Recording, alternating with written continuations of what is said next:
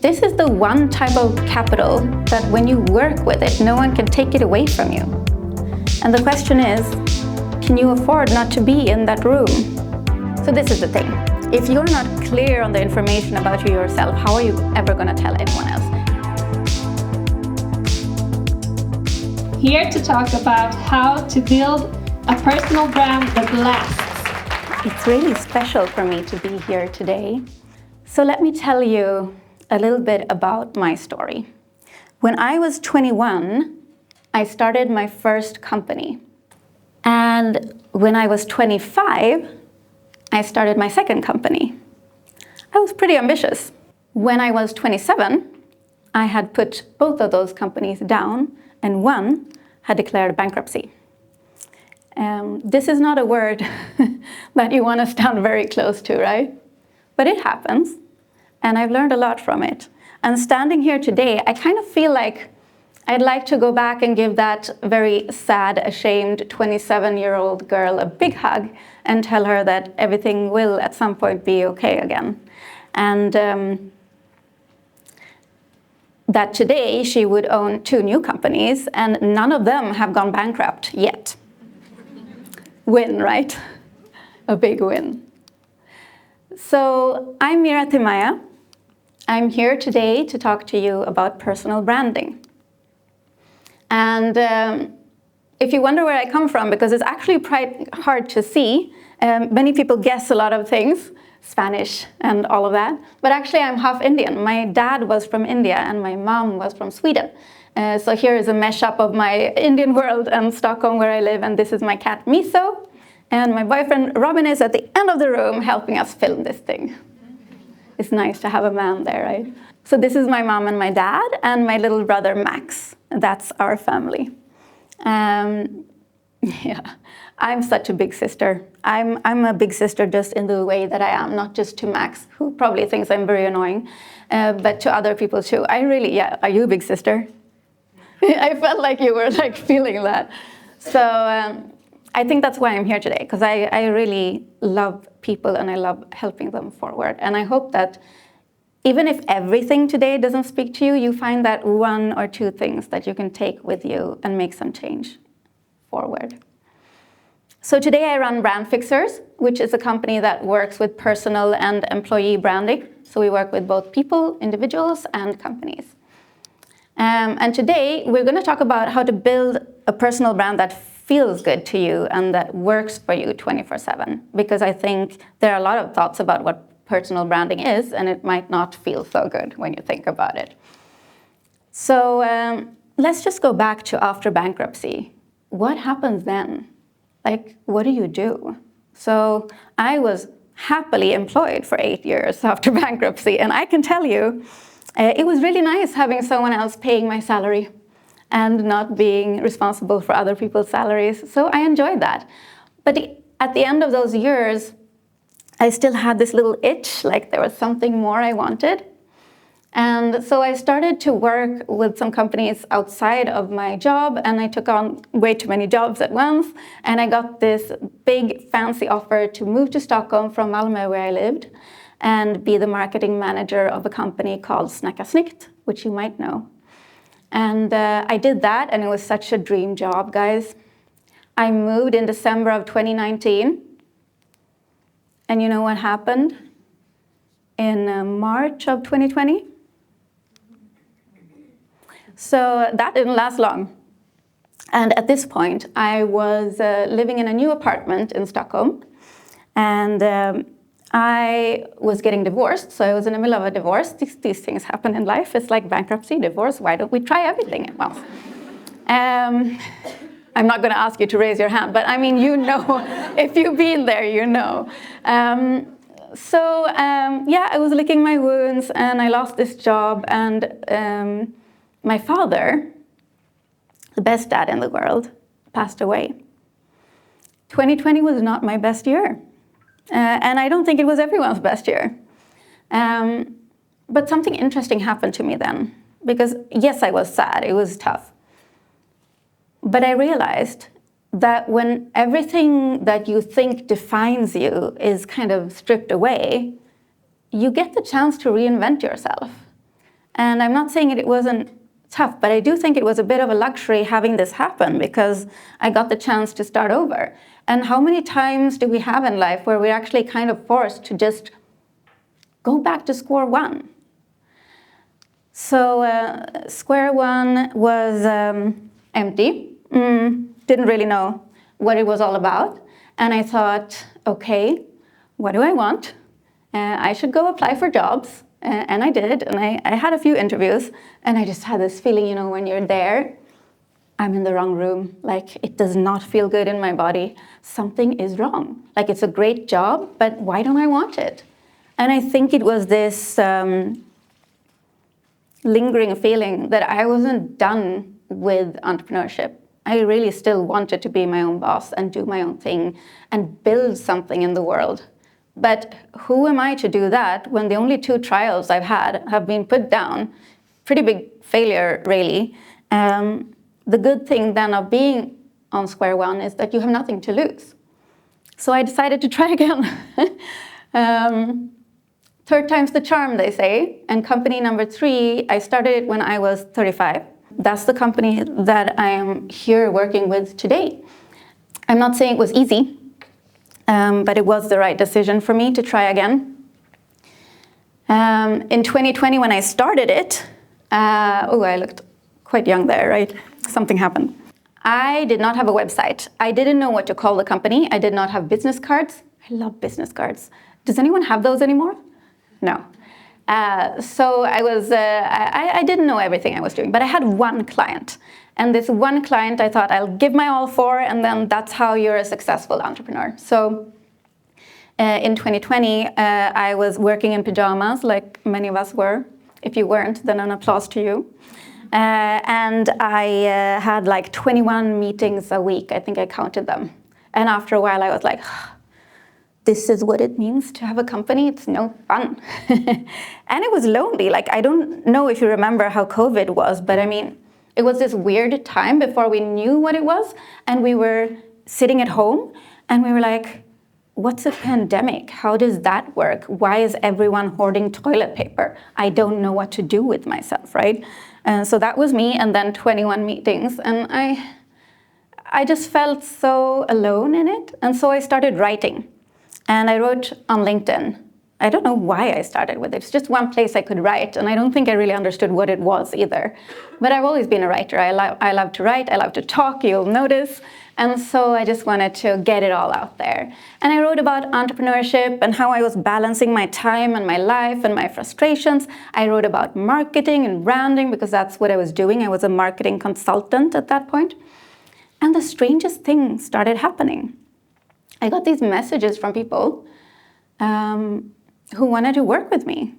For some reason or other, they felt like what I was going through and writing about was speaking to them. And that's how I got my second client. And then I got the next one and the next one. And to this day, I've never had to lift the phone and make sales calls and ask if people want to work with me. And that's a big luxury. I know that it is. And I'm so grateful for that. And that's when I started to build my personal brand. But if you would have asked me then, I didn't know that's what I was doing. Even if I was working in marketing, it was like personal branding wasn't something people talked about a lot. It was invented. It was named in the 90s. So it's been here for a while, right? But we didn't really talk about it much. So what I was doing is I was treating myself as one of my clients. You know, booking time in my calendar and marketing Mira because someone has to do it, so it's me. And I realized after a while that this was actually quite simple. And you don't have to be a marketer to do it. And if it was so simple, why don't more people do it? And so I got a little evangelistic and I thought this was so good and it worked out so well for me that I need to tell everyone else about it. And that's what I'm still doing, believe it or not. So let's talk about what a personal brand is. I would say it's what people say about you when you're not in the room. Is that true? Is that good? Is it scary? It feels a little creepy sometimes. I mean, you don't know what people say. And can you affect it? Partly, I think, yes. A personal brand is many things. It's not this clear-cut thing, and I would never try to push you in a box and make you stay there, because we are all people and we're quite fuzzy and we're multi-passionate. But your personal brand, it is what people say about you when you're not in the room. It's your reputation. It's also the feeling that you leave people with. It's your behavior. Do you keep your promises? It's the first impression you make. It's your style, your body language, your voice. All of those things, and probably many more, are your personal brand. The thing is, you have a personal brand. Everyone in this room does, no matter if you're going to work with it or not. So I'm thinking that you may as well maybe take charge over it, because it's pretty fun. Now, I'm going to show you an example. This is my friend Emma, and I want you to guess what her job title is. Anyone? What's her job? Jurist? Lawyer? Yeah? Could be. Could be anything. Pretty chill and cool for a... Yeah, it could be anything, right? It's hard. We do try to segment people because we're kind of programmed for that, but it's hard. What about this picture? Does it help? Fortune teller? I haven't asked her, actually. What is this picture about? I have to ask her. So when I got to know Emma a couple of years ago, she was like me, working as a marketing consultant, actually. Hard to say. What's interesting about her is that she decided in the middle of her life to change directions. And now she's working with interior decoration. And so she's kind of changed her whole persona that you see like on the exterior to do this. The thing is that every year that she's spent learning marketing, that's not a waste. It's also a part of her skill stack. It's also part of her life. And the thing is that nothing we do is a waste. Everything that we learn and do can be built into something, and you bring your personal brand with you through life. So it evolves with you, and if you build it right, you can definitely afford to change your mind. That's the thing. Like, it's scary to think about going onto LinkedIn maybe and writing a title, and I'm doing this right now, because what if you don't want to do that all of your life? Or what if you change your mind? So I'm here to tell you that's fine. I have changed it so many times, and I've had so many iterations of both my company and myself, and I'm still here. We survived that, and it's all a little bit of trial and error, I would say. Not taking it too seriously. I got this message from my friend Alexandra the other day. Why does this ad make me think of you? I think it's the pink, for some reason. I wear a lot of pink, not today actually. Weird. But I said to her, personal branding for the win. Because I remembered a few years ago, I did something, it feels a little bit embarrassing almost, but I had this friend of mine who's a graphic designer make me like a graphic profile, like a design profile for my brand as a speaker, and I never really used it a lot, but I realized that the pictures in it was actually pink and blue, and I was wearing a lot of pink, and it wasn't even something I was thinking about. So I'm absolutely not here today to say, pick a color and always wear it, because that's really boring. But what I mean is that all of these things that are us, even the exterior, is something that people can remember. And I think about me, it's usually that I'm quite colorful. People will stop me on the street and say, oh, I love your yellow coat. And I think that's because in Sweden we're mostly black. So it's not so hard to stand out. So first impressions, let's talk about that. Right? Because we're programmed to judge. We'll be judgy about it.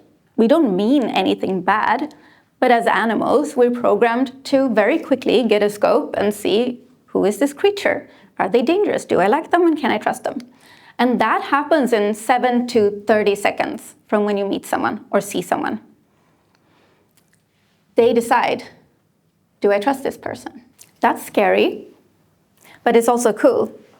I did this exercise in one of my courses where I had 20 people on a boat who didn't know each other. This sounds scary now. No, we put 20 people on a boat who wanted to learn personal branding, and they did not know each other. And before they got to introduce each other, themselves to each other, they had to write down little notes about what they assumed about the other person. Super scary.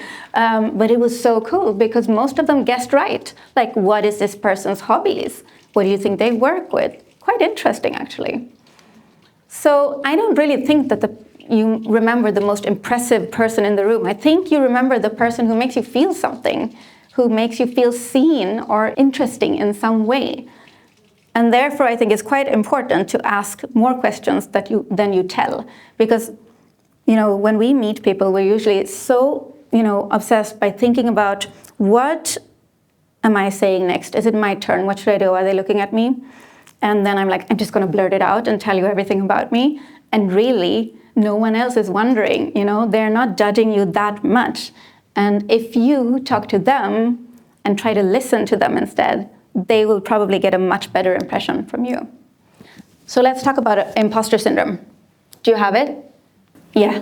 It's real, for sure. I think that it's the only thing standing between you and what you want. I think I read this number, 85% of people say that they've had imposter syndrome once or twice in their life, and the other 15% are lying. I think, maybe not. I don't know. I haven't met many people who haven't felt that ever. It's a superhuman thing. And in Sweden, I think we also have this thing called jantelagen, which is kind of sitting on my shoulder right now. So, this is the thing. We all live in this beautiful place. For me, my comfort zone is my couch, where I can sit with my cat. In pajamas, that's my comfort zone. What your comfort zone is, I don't know. But we don't like leaving it. That I know. And your comfort zone is the thing that is a killer of personal brands, for sure. Because if you don't leave it, you will never get to that thing that you want. And oftentimes, that is venturing out into the unknown. And that's the only way we build courage, by learning new things and by pushing ourselves a little bit. So the question from me to you today, and you don't have to say it loud, because that's so scary. You can if you want to. But just think while I'm talking today. What is it actually that you want? When you are building your personal brand, why should you do it? And what is the goal with that in that case? Is it that you want a promotion? Do you want a new job? Do you want to start a side business? Do you just want to be taken more freaking seriously in meetings? Or what is it? And I'm pretty sure that every one of you has something that's that's the thing I want. So keep that in you for this talk. The thing is this, whatever it is that you want, I'm pretty sure that working on personal branding will help you. I've seen that both with myself and with the many clients that I now work with, and it's the same kind of structure every time. We have this imposter syndrome, we have the comfort zone, and when we venture out of it, reluctantly sometimes, it still makes such a big difference, and the results are just amazing. It's so easy to see the good in others and see their experience and how good they are at things, but it's really hard to see it when it comes to yourself. You're standing on this mountain of value, but when you're on a mountain and you look down, it's just a big rock, right? It's a little hard to see it. And so sometimes we need other people to help us. But working on personal branding is basically trying to see that mountain, and it's not so easy to see yourself clearly. I don't know what that is, but it doesn't come naturally to us, and it's not so weird. So there are things you can do to start working with this. So let's talk about branding yourself. I have many tools, but today I'm going to give you 3, and I hope that you can really use them. You go home and sit comfortably, don't let anyone disturb you, and do these little exercises. So we're going to talk about your skill stack, your pitch, and your ecosystem. So let's talk about a skill stack. I think that we're all good at many things, right? It could be everything from you're really good at dancing samba, to gardening, to being a moderator in meetings, to really being good at negotiating or organizing an office or whatever it is. Now, when you first do this exercise, I want you to write everything down. You don't have to use everything later, and you don't have to tell anyone else. So if you write super good at collecting Pokemon cards like my brother or whatever it is, don't be ashamed. But the thing is, whatever your goal is, if you're applying for a new job, or if you want to, package yourself in the job that you are doing now, it will help you to write down your skill stack and start building it. So you look at all of these things you've been writing down, and you see which ones fit together for this thing that I'm doing or that I want to do. And then you start building your skill stack. And in my head, it looks something like this. You kind of place them on top of each other.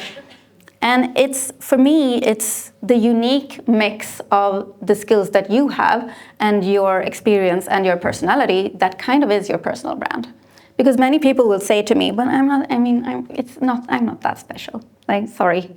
But there's always something that you can come up with, because when you see the skills together, and if you can't do it, ask your friend, what do you see here? What is my unique thing and how do they fit together? And you will find something.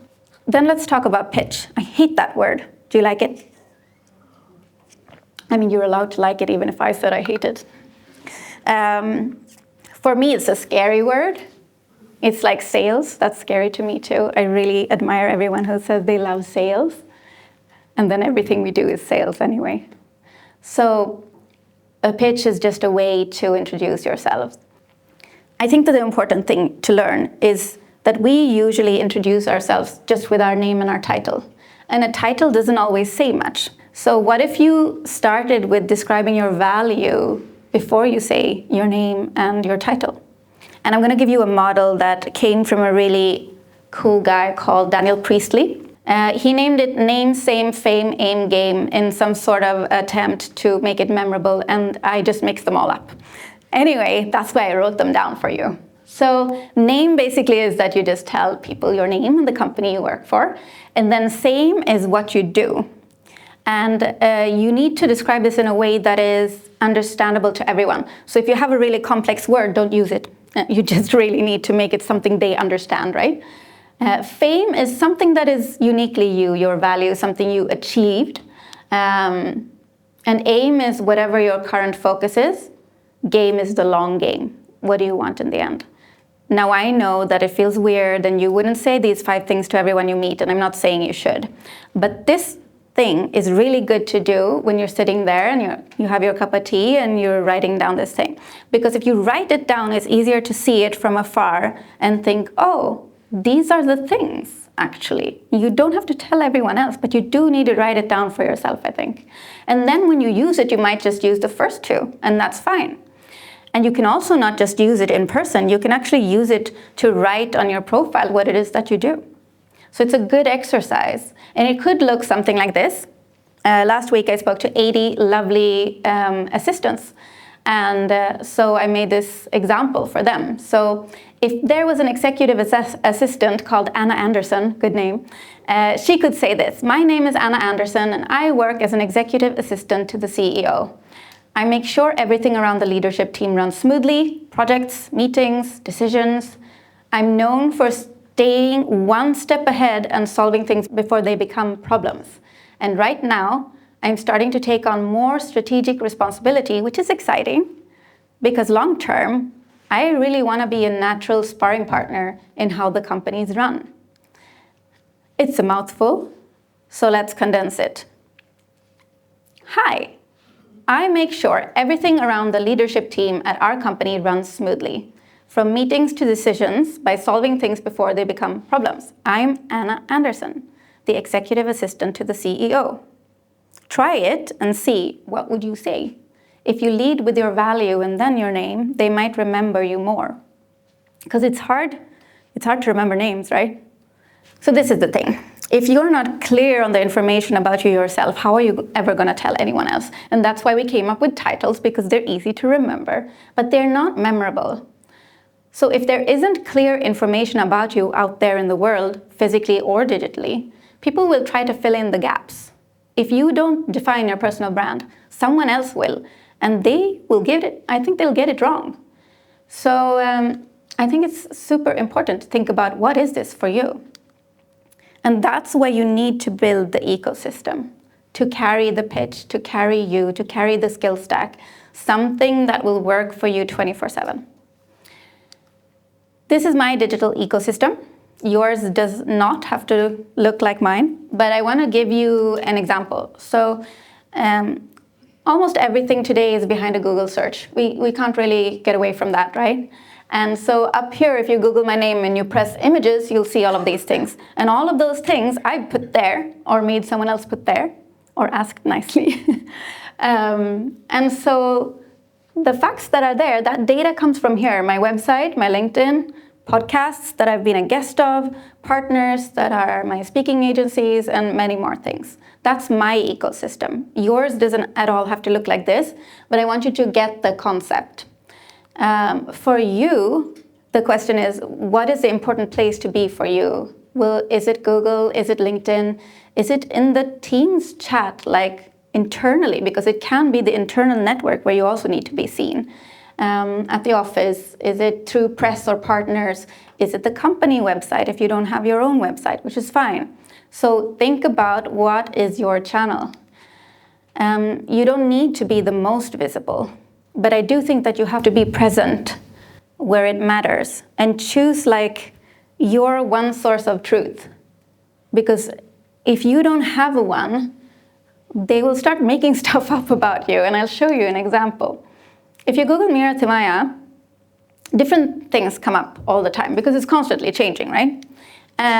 So this was from a while ago, and I just wanted to show you where everything comes from. So here you see the yellow circles are from my social media, because now both LinkedIn and Instagram and everything is driven straight into Google and AI search. The white ones are my website. The big white ones here are from my speaker agencies, and the red ones are from podcasts and my book. So all of these come from different places. I see it as if I'm just laying this huge puzzle, right?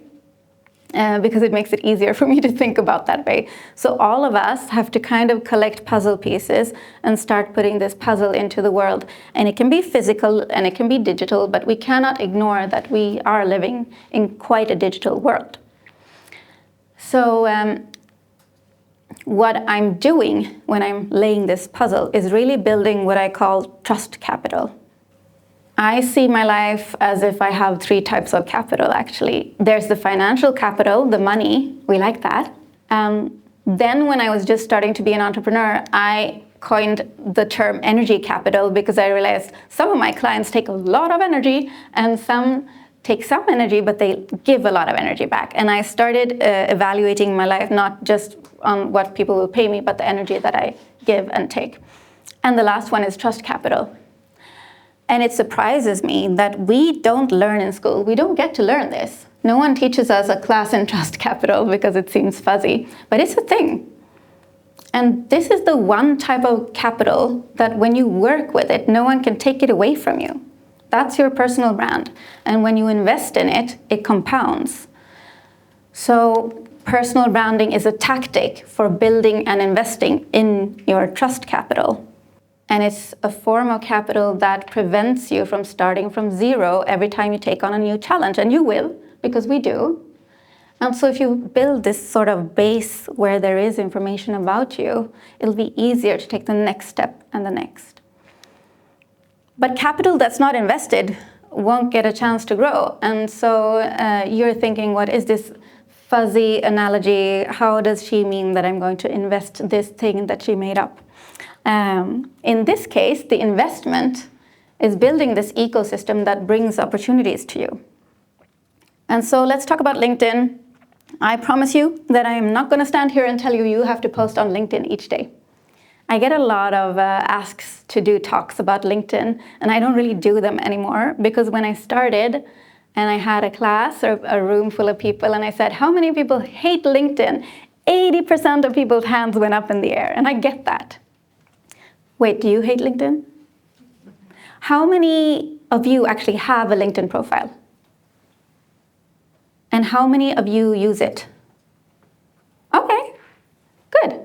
So I know some people don't, and it's fine if you're sitting here and you don't have LinkedIn because this is not a talk about LinkedIn. It's about personal branding and trust capital. But let me use LinkedIn as an example. So to me, LinkedIn is not social media. It's a bank that I go to invest my trust capital into, right? It's a room full of decision makers. And in this room, every day it's decided who gets remembered and who doesn't. And the question is, can you afford not to be in that room? It doesn't have to be LinkedIn, but what's the room for you? Okay? It matters how we talk about things. And when we say LinkedIn is social media and we hate it, sometimes I think it's underestimated. And I know it's not always fun to be there. And I think the reason is that when you're on LinkedIn, it feels like there's a lot of bragging going on. There's a lot of corporate posts, right? And maybe that's not so fun to read about. And the only way to change that is to be a person who does other stuff on LinkedIn. I started, and maybe some of you will come with me. Very quick look at a profile. It's not really important what this says. I just want to show you that the profile is basically your place to do this digital version of the 30-second pitch we talked about. So you can actually rewrite your pitch into something you can put on LinkedIn or some other profile where you want to be known. So check if it's up to date, because it actually matters, because the words you put here and here, they are directed straight into Google. Google sees everything. It's creepy, but it's true. So one very important thing though, LinkedIn is yours. It's personal. It is not professional in the way that a company that you work for can actually decide if you should be there or not and what you can write and not. Unless you have a very specific contract, which some people do, but it's not that common. So you have to remember to take control over it yourself. You don't need to take over the room, but you do need to be in it, I think. And when you're in it, maybe don't hide in a corner all day, okay? So let's do this reality check that I was talking about. If they don't have information, will they make up things about you? So on Google, have you seen this kind of new feature, which is the AI search? Have you tried it? Is it good? Okay. So a while back, it was actually a few months back, I Googled Mira Thimmayya because I do that sometimes. I highly recommend Googling yourself just to see what's there, to be honest. And I tried the AI search. And I mean, the first things that came up were right. I'm an entrepreneur, I have 2 companies, I live in Stockholm, I have a book, I have a course, blah, blah, blah. All of those things are right. But then I come to this part about the talks I do. And it says, notable international keynotes. Mira often tours her latest frameworks internationally, and her newest keynote for 2026, Resonance Over Reach, recently debuted in cities like Boston, specifically for high-level financial services firms like Brown Brothers. This is not true. It made it up. It's lying. Annoying. Even with me, I put so much information out in the world, and it's probably confusing me with some other Mira. Mira Thimmayya is not a common name, but some other Mira, I guess. And that's so annoying. And this is not hurting me. I mean, that's fine, but what if it makes up something else? And I really think that the more information you can put out into the world, or at least have one source of truth that you control and no one else, then you can always know that there is something for it to find that is real and true. Because we live in this time when it's not that hard to be visible. Visibility without clarity, it's just adding to the noise. And God knows there's a lot of noise out there right now. I don't think we need more, right? So this is all about getting clear for yourself about what you're all about, what you are, what you want to be known for, and then putting that out into the world in a way that you feel comfortable with, and maybe stretching your comfort zone a little bit every time, okay? But let's just talk about the elephant in the room. What will my employer think? Is this something you're worried about? I know you can't tell me in this room. It's too scary. So all companies are different, right? 76% of people trust what employees say more than, corporate statements from leadership of companies. And that's not weird to me. I agree with that. And companies are kind of starting to catch on to this because they can see their regular marketing numbers going downwards. And I can tell you that because I work with marketing. It's getting harder and harder to be seen, especially without paying for it as a company. And the channels that your employees have, their LinkedIn has like 24 times more reach if you put a post out than if the company's LinkedIn page did. So what I'm saying with this is that you actually have a lot of power and agency in this. If you wanted to do something and talk about the company, and it is something that you're genuinely interested in and proud of, this would actually be really good for the company. So when you share your knowledge on LinkedIn or anyone else, you don't just strengthen your own position, you strengthen the company's position and your brand. And you build your trust capital in the world, and within the company. You should be much more valuable, actually, I think. And I see this because I meet a lot of companies in my consulting business. Words. Okay. And I'm seeing a trend that people are starting to actually look to hire people who have strong brands and strong channels. This is not going to be true in all industries, but I do see more of it coming. And if you look overseas in England and America, there are new roles coming out. There are industry creators, people being employed at the company just to be a creator for that company. Or there are people who work at companies who, aside from their regular contract, gets an influencer creator contract. So a lot of things are happening, and that's really interesting to me. So that's the other leg of my branding business is not just personal branding, it's employee branding, where I really want to teach companies to help their employees build personal brands where that's important for them. And I think they still think that's really scary. They're like, what if the person quits? And all of that. But I have good answers for all of those questions. So that's what I'm out doing. And it's so unique because when they help these employees build their brands, they use company time and company resources. And still, it's a win-win. So let's talk about personal or private, because I get that question a lot. It's called a personal brand, not a private brand. That would be weird. Right? And the line between personal and private is different for every person. You have to find your line, right? I think you have to share whatever it is that helps people get to know you a little bit, because it's this old branding thing that says, know, like, trust. We buy from those we like, right? But how can they like us if they don't know us a little bit? So you don't have to cry on the internet, but maybe you can share a little bit about who you are or just your personality. And you don't have to share things that expose you. And that's you who gets to choose what that is. So we've solved personal or private, but what about personal or professional? If it's LinkedIn, for example, it's a professional network, right? But it's your personal brand, you own it. It's your channel, you own it. So I don't think professional has to mean personality less, right? And sometimes when I scroll LinkedIn, that's what I find, is the corporate robots, standing in line, writing the same thing, and that's no fun. It isn't. So even in a professional room or a digital space, it's still your personal brand. And that means showing your personality in some way, not being another corporate robot clone. I want to tell you why I think this is extremely important right now.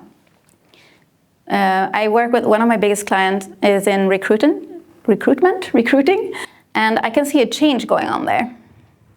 I think that the way we work in the future is going to change. I think that maybe everyone won't have that 20 to 50 years in the same place with the gold watch retirement, right? I think that we might have to look at different sorts of employment. We might have side businesses. We might have to do different things. We might have to reskill or upskill. This is the important part, and I cannot stress it enough.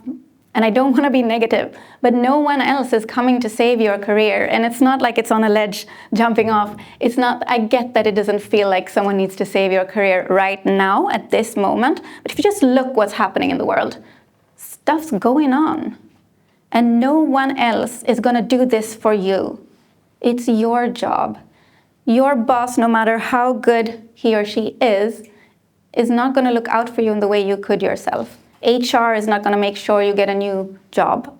So I think it's really, really important to stand in that for a while and find your agency and think, okay, what's my responsibility here? What can I do today so that the scariest thing won't happen in 5 or 10 years, right?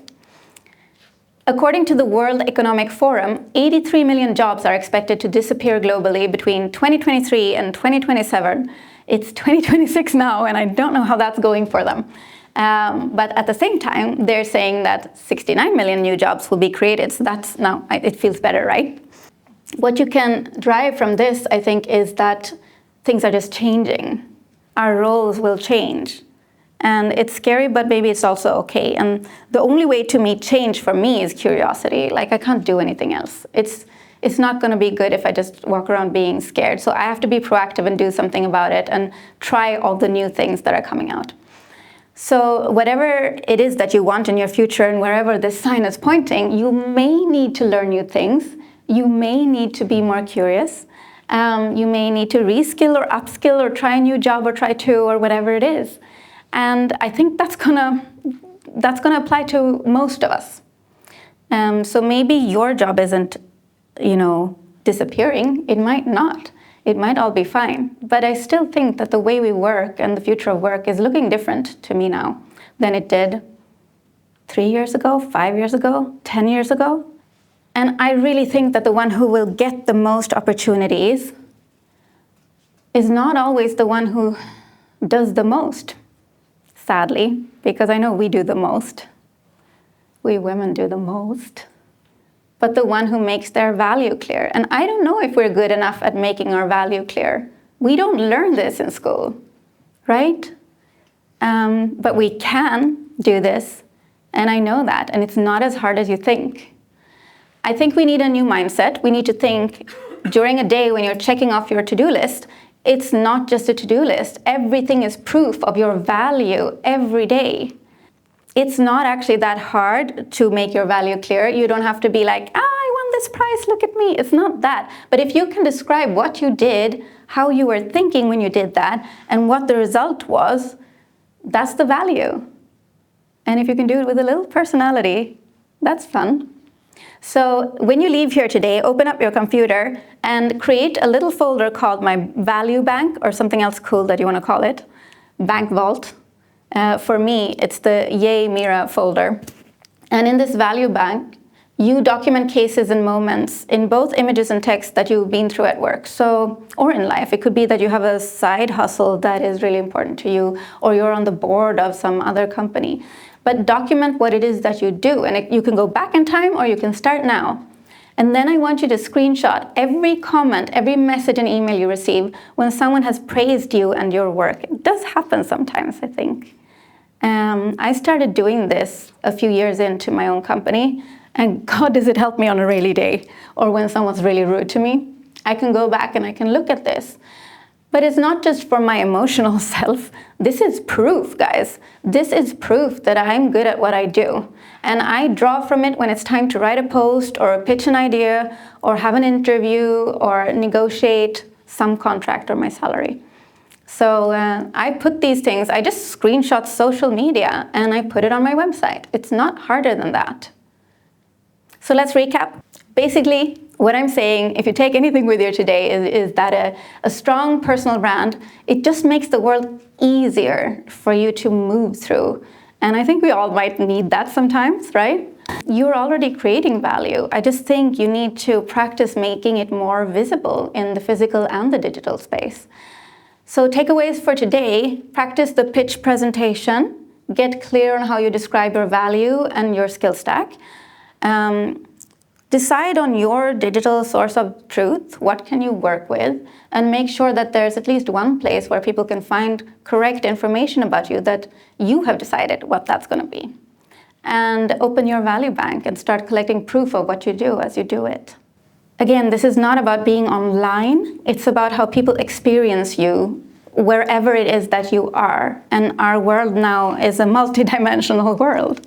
But the feeling when your trust capital turns into opportunities is unbeatable. I wish I could package it and give it to you. I know that because I've been through it, and all my clients have too. So start investing in your trust capital today. I want to give you something before I end this talk. I wrote a tiny book. It's a workbook, and some of the exercises that I talked about today and many more are in this book. So you can download it for free with this QR code and the code LATOUR, and then you can sit and do these exercises. And this is how I envision you using the book, okay? You sit in a room that you choose. No kids are allowed in this room. No one else. Phone on airplane mode. Take a paper, a pen, the book, and maybe a cup of tea, coffee, maybe a glass of wine. And you do this for yourself. Give yourself an hour. I think that you're worth it. Thank you so much.